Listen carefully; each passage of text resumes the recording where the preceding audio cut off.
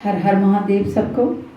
कल हमने प्रथम खंड समाप्त किया था संपूर्ण शिव महापुराण का।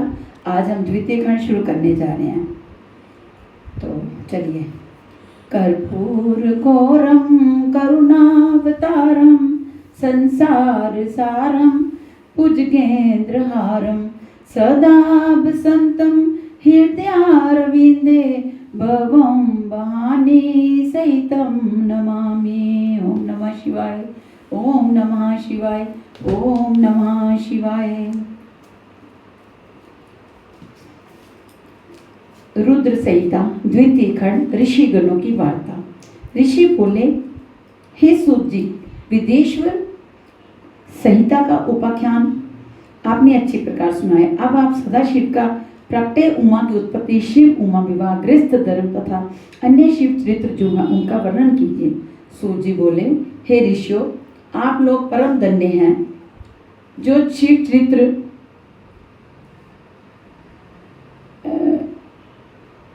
आप लोग परम धन्य हैं जो शिव चरित्र श्रवण में श्रद्धा बढ़ रही है। ये आपके द्वारा पूछी जाने वाली कथा जगत को पावन करने वाली गंगा जी के समान पवित्र है। इसी प्रकार नारद जी ने पिता ब्रह्म जी से भी ऐसा ही प्रश्न किया था। तब ब्रह्मा जी ने ऐसा ही प्रश्न किया था। ऋषि लोग कहने लगे कि हे सूत जी, इस संवाद को हमें विस्तार से समझा कर कहिए।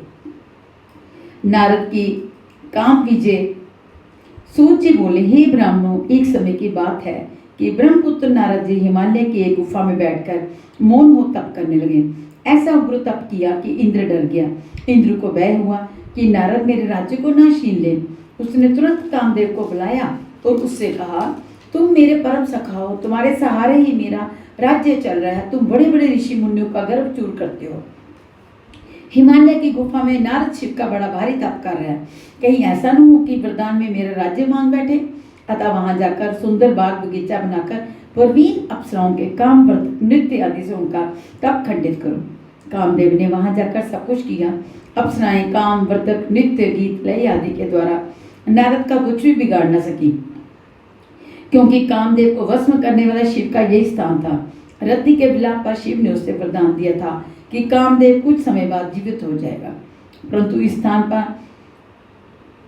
तथा यहाँ तक ये भस्म होता दिखाई देता रहा, वहां तक इसकी माया एवं कान वान नहीं चल सकेंगे।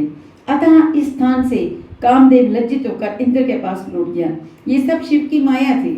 बहुत काल बाद नारद जी तपस्या से जागे, तब उन्हें अपने द्वारा काम विजय का ध्यान आया। इससे उनके मन में अभिमान उत्पन्न हो गया। अपनी इस विजय कथा को सुनाने महादेव के पास कैलाश पर्वत पर गए। शिव को प्रणाम करके अभिमान के साथ कामदेव पर विजय पाने का सब समाचार कह सुनाया। शिव जी ने नारद की प्रशंसा की और कहा, हे नारद, तुम धन्य हो, परंतु इस प्रसंग को अन्य देवताओं से मत कहना, विशेषकर विष्णु भगवान से मत कहना, परंतु शिव की माया को कौन टाल सकता है। नारद ने ब्रह्मलोक में जाकर ब्रह्मा जी से सब कुछ कह डाला। शिव का ध्यान कर ब्रह्मा जी ने सब कुछ जान लिया कि शिव ने नारद से ये प्रसंग किसी को ना कहने को कहा है। नारद जी को अभिमान बढ़ने लगा। वे ये शिव जी की लीला थी। नारद ये कथा सुनाने विष्णु लोक में जा पहुंचे। विष्णु ने नारद को आते देख आसन से उठकर प्रणाम किया और प्रेम से पूछने लगे, आपका कहाँ से आगमन हो रहा है। विष्णु का सत्कार पूर्ण वचन सुनकर नारद जी ने गर्व से अपनी काम विजय की संपूर्ण कथा कह सुनाई। विष्णु ने नारद जी से पूछा, हे मुनि, काम तो भक्तिहीन जनों को सताता है। आप ब्रह्मचारी, तपस्वी तथा ज्ञान वैराग्य युक्त हैं, आपको ये विकारी काम कैसे सता सकता है। विष्णु के ये वचन सुनकर नारद जी गर्व से कहने लगे, हे स्वामी, ये सब आपकी कृपा है। कामदेव की क्या हस्ती है जो मेरा कुछ बिगाड़ सके। इस प्रकार कहकर नारद जी विष्णु लोक से चल दिए। नारद का अभिमान बंद कैसे हुआ। सूत जी बोले, इसके बाद भगवान विष्णु ने एक अद्भुत माया रची। नारद जी जिधर जा रहे थे उधर एक नगर बनाया। उसके राजा का नाम शीलनिधि था। उसकी सुंदर गुणवती आभूषणों से युक्त एक कन्या थी। उस दिन उस कन्या का स्वयंवर हो रहा था। उसमें अनेक देशों के युवक राजा पहुंच रहे थे। नारद नगर की शोभा देखकर मोहित हो रहे थे। जब वे राजा के पास पहुंचे तो राजा ने प्रणाम करके आदर से बिठाया और पूजा की। फिर देव सुंदरी कन्या को बुलाकर उनके चरणों में डाला और उसके वर के विषय में पूछा कि महाराज, आप त्रिकालज्ञ ज्योतिषी हैं, इसको कैसा पति मिलेगा। नारद जी उसके सौंदर्य को देखकर मोहित हो गए। वे बोले, राजन, तुम्हारी कन्या साक्षात भगवती है, लक्ष्मी स्वरूप है, इसको त्रिलोकी का स्वामी शिव जी के समान वीर यशस्वी पति प्राप्त होगा। ऐसा कहकर नारद जी वहां से चल दिए। उनके मन में विकार उत्पन्न हुआ कि ये कन्या मुझे मिलनी चाहिए, लेकिन राजाओं के सामने मुझे क्यों स्वीकार करेगी, क्योंकि स्त्रियां रूपवान पुरुष को चाहती हैं। इससे मैं भगवान विष्णु का रूप लेकर वहां पहुंचूं तो काम बन जाएगा। ये विचार कर विष्णु भगवान के पास पुनः पहुंचे। विष्णु भगवान से नमस्कार पूर्वक क्षीरनिधि की कन्या का वृतांत सुनाया। मैं उसके पाने की इच्छा से आपके पास आया हूँ, आप अपना रूप मुझे प्रदान कर दीजिए। विष्णु भगवान ने कहा, हे नारद जी, आप वहाँ चलें, मैं आपका सर्वथा हित करूँगा। वहाँ पहुँचने पर भगवान हरि ने अपना रूप ना देकर बानर का सा मूर्ख प्रदान किया। हरि नाम बानर का भी था, अतः भगवान ने यहाँ भक्त का हित भी किया तथा झूठे भी नहीं बढ़े। नारद जी वह राजाओं के मध्य विराजमान होकर परम प्रसन्न होने लगे। अपने आप को इंद्र के समान शोभा वाला जान ऐंठ कर बैठ गए। वहाँ 2 रुद्रगण भी ब्राह्मण के वेश में थे। वे नारद जी की रक्षा हेतु आए थे। नारद जी का वानर का रूप केवल कन्या ने देखा था। इस भेद को रुद्रगण जान गए। वे उनकी हंसी करने लगे। जब कन्या स्वर्ण की जयमाला लेकर स्वयंवर में आई तो वह नारद को देखकर अत्यंत क्रोधित हुए। उसने उधर फिरकर भी नहीं देखा। वहाँ राजा के वेश में विष्णु भगवान उस कन्या को विवाह कर ले गए। राजा के वेश में विष्णु भगवान उस कन्या को विवाह करके ले गए। रुद्रगण ने नारद जी से कहा, आप काम मोहित हो, आप अपना मुख जो बानर का सा है उस दर्पण में जाकर देखो। जब उन्होंने अपना मुंह दर्पण में देखा तो क्रोध में भरकर पहले तो रुद्रगणों को शाप दिया कि तुम दोनों ने मेरी हंसी उड़ाई है, अतः दोनों राक्षस हो जाओ। रुद्रगण शाप ग्रह धारण कर चुपचाप शिवलोक को चले गए। नारद जी शिव माया को न जानकर क्रोध पूर्वक जल में अपनी परछाई देखकर विष्णु जी के पास गए और विष्णु से क्रोध से बोले, अरे दुष्ट कपटी, अरे मलिन मन वाले, तुम दूसरे को सुखी होता देख ही नहीं सकते। तुम पक्के मायावी हो, तभी तो तुमने मोहनी रूप धार कर दैत्यों को अमृत पिलाया और कलश छीन लिया था। तुमने स्त्री कलेश से मुझे दुखित किया है और स्वयं कपट से राजा का रूप धारण किया, अतः तुम मनुष्य रूप में राजा होकर स्त्री कलेश से दुखी होंगे। तुमने मेरा वानर का मुख किया, अतः तुम्हारी वानर ही सहायता करेंगे। विष्णु भगवान ने शिव की कृपा से ये शाप स्वीकार किया। जब शिव जी की माया का पर्दा हटा तो विष्णु के साथ जो कन्या थी वह अदृश्य हो गई। विष्णु तथा नारद असली रूप में आ गए। जब नारद जी को ज्ञान हुआ तो पश्चाताप करने लगे और विष्णु भगवान के चरणों में गिरकर प्रणाम करने लगे तथा क्षमा प्रार्थना करने लगे। भगवान विष्णु ने प्रेम पूर्वक उठाकर गले से लगाकर बोले, हे नारद, तुम चिंता मत करो, तुमने अभिमान किया था, शिव आज्ञा का पालन नहीं किया था, ये उसी का फल है। हे नारद, ये सब शिव की इच्छा का फल है। अब तुम संशय छोड़कर शिव जी के 100 नामों का प्रेम पूर्वक पाठ करो, उससे सभी पाप नष्ट हो जाएंगे। नारद के द्वारा ब्रह्मा जी से प्रश्न। सूर्य जी बोले, विष्णु भगवान नारद जी को ऐसा कहकर अंतर ध्यान हो गए। तब नारद जी भी मृत्यु लोक में जाकर शिवलिंगों का दर्शन करने लगे। तब उन रुद्रांगनों में नारद जी को देखकर शाप मुक्ति का उपाय पूछा। तब नारद जी ने कहा, हे रुद्रगणों, उस समय शिव की माया से मेरी बुद्धि भ्रष्ट हो चुकी थी, इस कारण मोहवश मैंने तुम्हें शाप दे डाला था, परंतु अब अपने शाप का उद्धार सुनो। तुम दोनों मुनि वीर्य से राक्षसी कुल में जन्म धारण करोगे। तुम्हारा बल, प्रताप तथा वैभव महान होगा। तुम सदा शिव के भक्त बनोगे। कई वर्षों के बाद भगवान के अवतार होने लेने पर उनके द्वारा तुम मारे जाओगे, तब तुम्हारा कहीं जाके उद्धार होगा। इसके बाद नारद जी शिव तीर्थों का भ्रमण करते हुए शीघ्र ही ब्रह्मलोक में पहुंचे। वहां ब्रह्मलोक में प्रणाम कर विष्णु स्वरूप को समझकर शिव की कृपा तथा प्रसन्नता के बारे में पूछा। ब्रह्म जी बोले, हे नारद, तूने लोक कल्याणकारी ये बड़ा सुंदर प्रश्न किया है। महाप्रलय के समय जब सथावत जंगम नष्ट हो गए थे, सूर्य चंद्र, ये तारे, वायु, पृथ्वी, जल कुछ भी नहीं था, केवल आकाश ही प्रधान था तथा अन्य तेज शून्य थे। सत असत कुछ भी नहीं था। उस समय केवल अनंत स्वरूप अपूर्व परमानंद सवाशिव ही व्यापक रहते हैं। इसी को पंडित लोग अर्वाचीन तथा प्राचीन ईश्वर की मूर्ति कहते हैं। उसने अपने शरीर से स्वच्छंद रहने वाली, कभी नाश न होने वाली शक्ति प्रकट की। वही प्रधान प्रकृति तथा गुणवती माया और बुद्धि तत्व जननी कहलाए। शिव ने उस पराशक्ति के साथ शिवलोक नामक क्षेत्र की रचना की। उस उत्तम क्षेत्र को काशी कहते हैं, जो उत्तम सर्वोपरि तथा मोक्ष प्रदान करने वाला है। हे मुनि, प्रलय काल में भी वह क्षेत्र शिव पार्वती से रहित नहीं होता। इसी से उसे अभिमुक्ति कहते हैं। शिव जी ने धनुष धार करके यहाँ एक आनंद कानन बनाया था। उसमें शिवा ने रमण करते हुए दूसरे पुरुष के निर्माण की इच्छा की और सोचा कि उसे काशी का भार सौंपकर काशी में शांति से शयन करेंगे। ये नीचे का दक्षिण भाग के दशम अंश से सुधारूप आश्रम श्राव किया, जिस तरह लोकी में सर्व सुंदर पुरुष का आविर्भाव हुआ। शिव ने उस सर्वत्र व्यापक पुरुष का नाम विष्णु रखा। उन्हें सर्व साधन प्राप्त करने को तप करने का आदेश दिया तथा वेदों का उपदेश किया। तप के बाद विष्णु के शरीर से अनेक जलधाराएं निकली। उसमें विष्णु ने थककर शयन किया। फिर उनमें सभी तत्वों की उत्पत्ति हुई। फिर उसका विस्तार हुआ तथा संसार की पंचवृत्त तथा पंचभूत तथा पंच तन्मात्राएं आदि से सृष्टि हुई। ब्रह्मा की उत्पत्ति कैसे हुई? ब्रह्मा जी बोले, श्री नारायण के जल में शयन करते समय शिव की इच्छा से नाभि में कमल की उत्पत्ति हुई, जिसका अनंत योजन विस्तार और ऊंचाई था। उनके साथ शिव ने मुझे उत्पन्न किया। मैं 4 मुख वाला, लाल मस्तक तथा त्रिपुंड दान करने वाला था। मैंने उस समय कमल के अलावा कुछ भी नहीं देखा। उस समय मुझे कुछ भी ज्ञान नहीं था। मैं अपने तथा अपने कर्ता के बारे में जानने की इच्छा करने लगा। बुद्धि प्राप्त होने पर कमल की नाल में नीचे को उतरा। एक एक नाल को पकड़ता हुआ 100 वर्ष तक नीचे चलता गया, परंतु कमल की जड़ का पता ही ना चला। फिर नाल के मार्ग से बाहर आया तो कमल की कली मिली। उस समय तप करने की वाणी सुनाई दी। उसे सुनकर मैं तप करने लगा। 12 वर्ष तक कठिन तप करने पर 4 भुजाधारी मंगल रूप वाले सुंदर विष्णु जी प्रकट हुए। मैंने उनसे पूछा कि तुम कौन हो? जगत की कर्ता ब्रह्मा विनाशी तो मैं हूँ। विष्णु ने क्रोध में भरकर कहा, तुम्हारा कर्ता तो मैं हूँ। तुम मेरी नाभि से उत्पन्न मेरे अंश हो।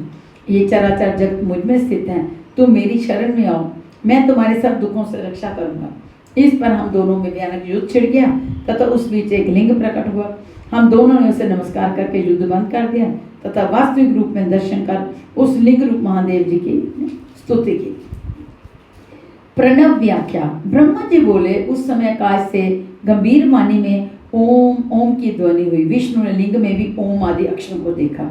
इस अग्नि सदृश लिंग की हम परीक्षा के लिए विचार करने लगे कि ये कहाँ से प्रकट हुआ। तभी एक परम ऋषि का वहां आविर्भाव हुआ। विष्णु जी ने उस परम ऋषि से पूछकर शिव जी का ज्ञान प्राप्त किया। वह शिव अचिन्त्य वाणी से परे तथा एक ओंकार के ही द्वारा जाना जा सकता है।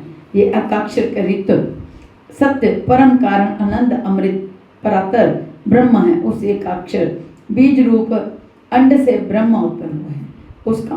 उसका आकार विष्णु है, सकार शिव है, ओमाकार मोह ना करने वाला, मकार नित्य स्वरूप है। स्वर्ण में अंड इसी से उत्पन्न हुआ जो ऊपर के भाग से आकाश तथा नीचे के 5 तत्व वाली पृथ्वी प्रकट हुई। फिर 38 अक्षरों वाला वह मंत्र प्रकट हुआ जो बुद्धिदायक धर्म अर्थ का साधक है। फिर मृत्युजय मंत्र उत्पन्न हुआ जिसमें ओम जूम स अथवा त्र्यंबक जजामहे इत्यादि कहा जाता है। इसके साथ ही पंचाक्षर मंत्र जिसमें नमः शिवाय मंत्र तथा क्षम्य चिंतामणि मंत्र उत्पन्न हुए। दक्षिण मूर्ति मंत्र भी उत्पन्न हुआ। उसके बाद तत्वमसि महावाक्य उत्पन्न हुआ। विष्णु ने सभी को अपना जपना शुरू कर दिया और दोनों ने प्रसन्न चित्त से स्तुति प्रारंभ की। ब्रह्मा विष्णु को उपदेश। विष्णु के स्तुति से महेश्वर प्रसन्न हो गए। तब शिव जी ने मुझे तथा विष्णु जी को वेदों का उपदेश किया। शिव से विष्णु जी ने पूछा कि हे प्रभु, आप किस प्रकार प्रसन्न होते हो? शिव ने कहा कि मैं तुमसे अति प्रसन्न हूँ। तुम किसी बात की चिंता मत करो। मेरा लिंग सदा पूज्य है। इसी पूजा से जैसे तुम्हारा दुख दूर है, उसी प्रकार दुखी प्राणी मुझे लिंग रूप में पूजकर अपना दुख दूर कर सकता है। मैं अनेक प्रकार के फलों और मनोरथों को देने वाला हूँ। तुम मेरी पार्थिव मूर्ति बनाकर पूजा करो। तुम्हारे अंग से मेरा अंग जो उत्पन्न होगा वह रुद्र कहलाएगा। उसमें तथा मुझ शिव में कोई भेद नहीं होगा। हे ब्राह्मण, अब तुम सृष्टि के कर्ता बनो, हरि सृष्टि के पालक बने। उमा रूपी प्रकृति की शक्ति सरस्वती ब्रह्मा की हृदयांगनी बने तथा यही उमा रूपी प्रकृति लक्ष्मी रूप से विष्णु की पत्नी बने। यही पराशक्ति कभी काली नाम से मेरे अंश से प्रकट हो गई और कार्य सिद्धि के लिए ज्योति में प्रकट हो गई। आपकी दोनों देवियां परम मंगलमय कहलाएंगे। ब्रह्मा विष्णु और रुद्र की आयु। महादेव जी बोले, हे विष्णु, तुम सर्वदा तीनों लोकों में पूज्य और मान्य हो जाओगे। ब्रह्मा के रचे लोकों के दुख को तुम ही दूर करोगे। अनेक अवतारों को धारण करके जीवों का उद्धार करोगे। हे नारद, इतना कहकर विष्णु को मेरा हाथ पकड़वाकर कहा कि तुम सदा इसके दुख में सहायता करना, तुम सबके अध्यक्ष और मुक्ति के दायक हो। हे हरि, जब तुम पर संकट आवे तो मुझे रुद्र का भजन करना। जो मेरा आश्रय लेता है उसके सभी दुख दूर हो जाते हैं। अब तुम तीनों देवों की मुझसे आज सुनो। 30 दिन का एक मास, 12 मास का एक वर्ष, 100 वर्ष का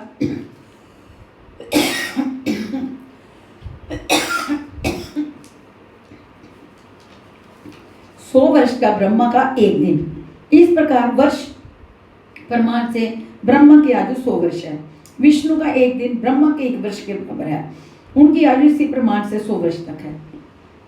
विष्णु का 1 वर्ष रुद्र के 1 दिन के बराबर तथा इसी से तुमसे वे भी 100 वर्ष की आयु वाले हैं। शिव का उत्थान तो अक्षय है। फिर शिव जी अपना वर्ध हस्तु विष्णु के मस्तक पर रखकर अंतर्ध्यान हो गए। तभी से लोक में लिंग की पूजा का प्रचलन हुआ। शिव पूजन। ब्रह्मा जी बोले, हे नारद, तुम्हें लिंग पूजन को संक्षेप में कहता हूँ, सो ध्यान सुनो, क्योंकि विस्तार से तो सैकड़ों वर्ष में भी पूरा नहीं हो सकता। शिव जी की पूजा परम भक्ति से करनी चाहिए। प्रातःकाल ब्रह्म मुहूर्त में उठकर गुरु और शिव जी का स्मरण करो तथा भगवान हरि का ध्यान करो। भगवान हरि का और देवताओं तथा मुनियों का भी ध्यान करो। शिव स्तोत्र का पाठ करें।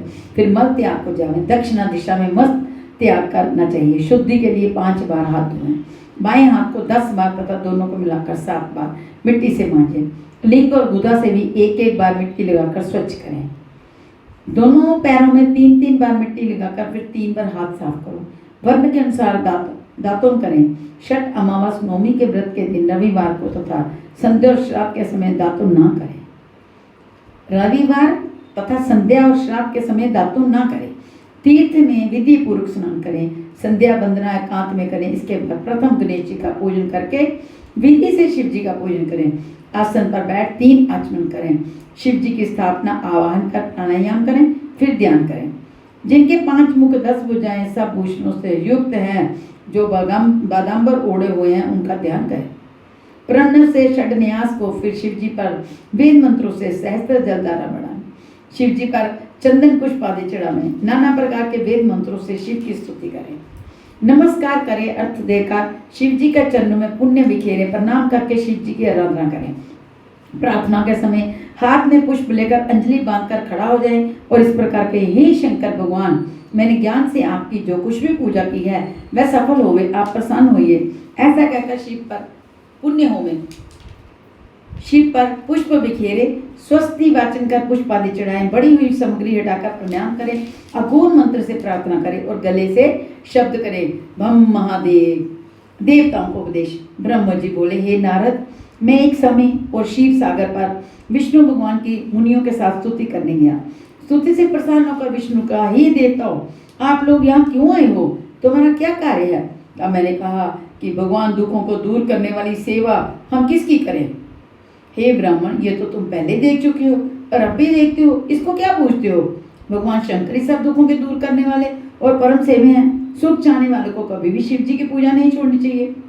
मनुष्यों का सभी सुख तो शिव जी की पूजा से प्राप्त होते हैं। इसके साथ मुक्ति भी प्राप्त होती है। विष्णु भगवान की बात सुनकर सभी देवताओं ने शिव जी को प्रणाम किया तथा सभी कर्मों की सिद्धि के लिए शिवलिंग की अर्चना करने लगे।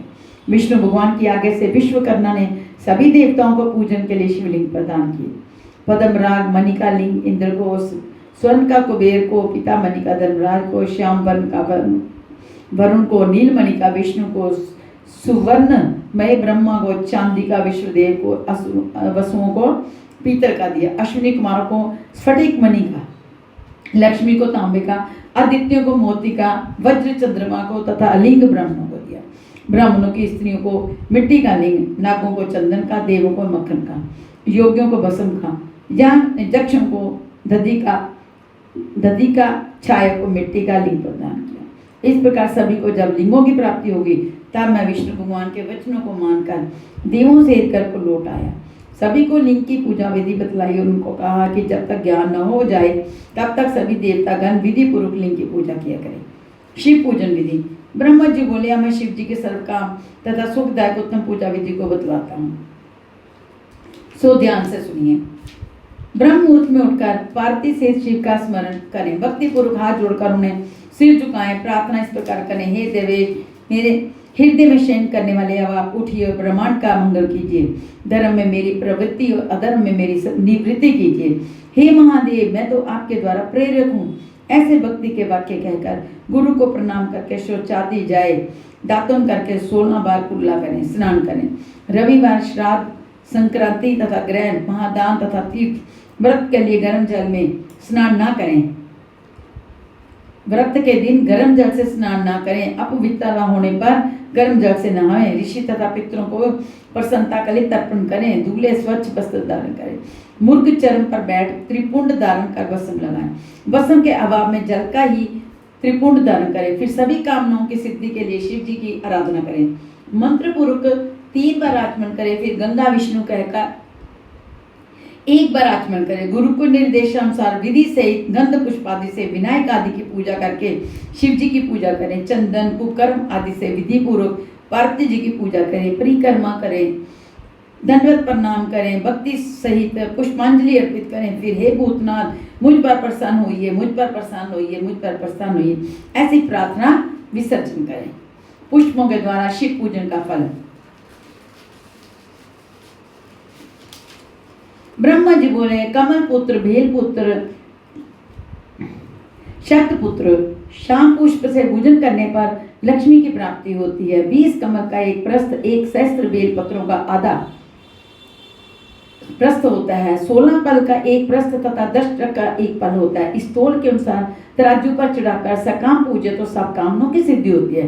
10 करोड़ पार्थिव पूजन करके मनुष्य राज्य प्राप्त कर लेता है। हे मुनीश्वरों, शिवलिंग पर चावल, धूप, दीप, चंदन आदि चढ़ाएं। सहस्त्र जलधारा से स्नान करें। धूप, दीप, नैवेद्य आदि देवें। सांगोपांग पूजा करके भोग राज्य प्राप्ति होती है। रोग से मुक्त होने के लिए 50 कमल पुष्प चढ़ाएं। कन्या की इच्छा वाला 25,000 कमल पुष्प चढ़ाएं। कन्या की इच्छा वाला 25,000 कमल पुष्प चढ़ाएं। विद्या के लिए धृत चढ़ाएं। मारण में 1 लाख से, मोहन में 50,000 से और राजा के वशीकरण में 10 लाख पुष्पों से पूजा करें और इतना ही जप करें। ज्ञान के लिए 1 करोड़ तथा शिव दर्शन के लिए आधा करोड़ पुष्पों से पूजन करें। कार्य सिद्धि के लिए मृत्युंजय का 5 लाख जप करें। मुक्ति चाहने वाला कुछ से पूजन करें। आयु चाहने वाला 1 लाख द्रुबा चढ़ाएं। पुत्र का इच्छुक 1 लाख धतूरे के फूलों से पूजा करें। धतूरे की डंडी लाल हो तो शिव जी मुक्ति प्रदान करते हैं। प्रताप के लिए अक के पुष्प चढ़ाएं। पुष्प चढ़ाने से शत्रु का नाश होता है। गणेर के पुष्पों से रोग दूर होते हैं और मनुष्यों को वस्त्र तथा संपत्ति की कमी नहीं रहती। राई के पुष्पों से शत्रु की मृत्यु हो। चंपा और केतकी के फूल को छोड़कर शिव जी पर सभी फूल चढ़ाएं। चंपा और केतकी के फूलों को नहीं चढ़ाना शिव जी को।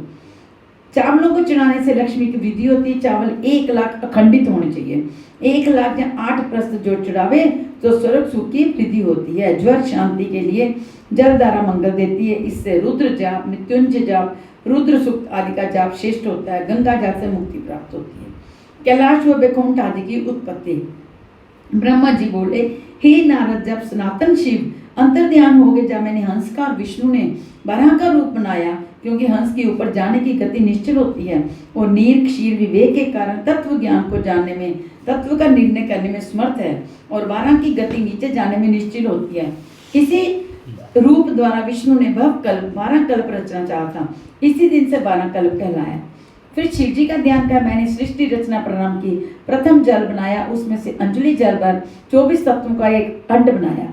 वह अंड बहुत होता गया। उसके विराट होने पर विष्णु भगवान का मैंने ध्यान किया। उन्होंने उसमें प्रवेश करके चेतन किया। उसके सहस्त्र पाठ, सहस्त्र हाथ, सहस्त्र नेत्र, सहस्त्र सिर आदि हो गए। उस विराट ने सभी पृथ्वी को आवृत कर लिया। फिर विष्णु के लाश से ऊपर वैकुंठ को चले गए। मैंने सृष्टि रचना प्रारंभ की। पहले पाप की सृष्टि की, जिसमें अविद्या और तम की प्रधानता थी। इसने स्थावरों की रचना की। फिर शिव जी के ध्यान से तृष्य जीवों की रचना की। फिर सात्विकी देवताओं की सृष्टि की। फिर शिव जी की आज्ञा से रजोगुण वाली मनुष्यों की सृष्टि की। इस प्रकार 5 प्रकार की सृष्टि होगी। तब महत्व सर्ग, सूक्ष्म भौतिक सर्ग तथा तीसरा वैकारिक सर्ग उत्पन्न किया। वैकारिक सर्ग से प्राकृतिक सृष्टि 8 प्रकार की हुई। जब इसमें विकृति हुई तो नवा कुमार सर्ग उत्पन्न हुआ। फिर उपयोगी दिगात्मक सर्ग उत्पन्न हुआ, जिसमें संकादिकों का महान कुमार सर्ग उत्पन्न हुआ। ये मेरे मानस पुत्र कहलाए। जब मैंने इन्हें सृष्टि रचने को कहा तो मेरे नेत्रों से आंसू टपकने लगे। विष्णु को कहने पर शिव जी का तप किया गया। तब मेरी भूहों और नासिका के मध्य से विभूति तथा अर्धनारीश्वर शिव जी प्रकट हुए। उन्हें देखकर मैं प्रसन्न हुआ और उससे बोला, हे देव, आप जन्म वाली प्रजाओं की रचना कीजिए। शिव ने ऐसा ना करके मुझे ही सृष्टि रचना का कार्य सौंपा। मुझे माया रहित होने पर वरदान दिया तथा अंतर ध्यान हो गए। अभी हम विराम लेते हैं, बाकी का शेष भाग हम बाद में पढ़ते हैं। तो चलिए।